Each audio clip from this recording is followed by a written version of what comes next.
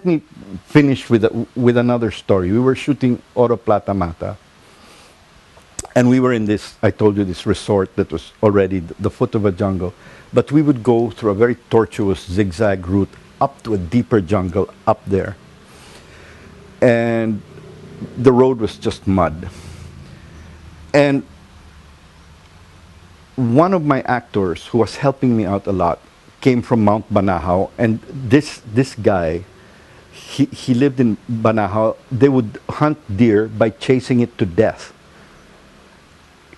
Can you imagine that? I mean, like, this 2 days of running, and you gotta be really run after the deer, and of course they'd call out.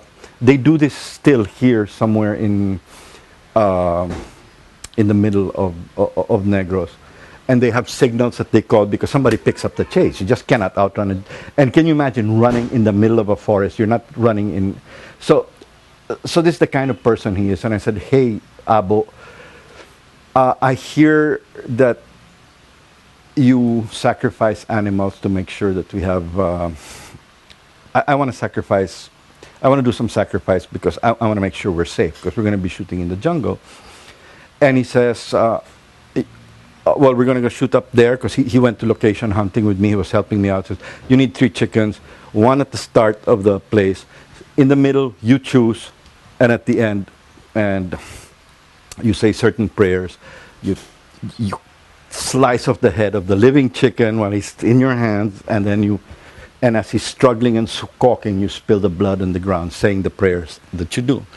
So on the way up there, towards the middle, there was this small waterfall, very picturesque, and then it was falling, and then it would go under the highway road, earth road, and down the other side of the cliff. And I said, this feels like a powerful place. This looks, I feel something.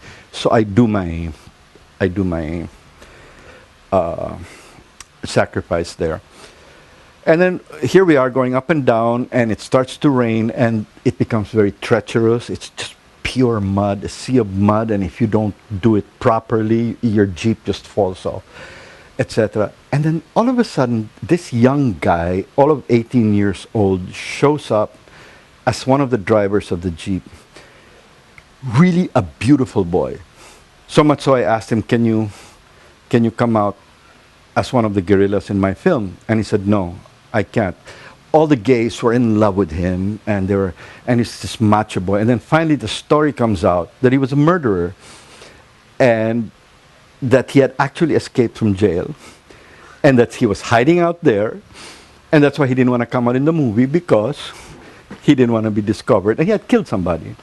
And a real macho guy. So much so that, I mean, it was a lot of gays. We're a big, huge production outfit, like 150 people.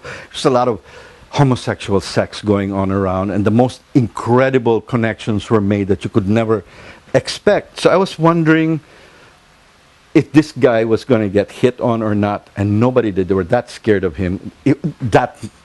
Okay. One night, we're coming down from shooting.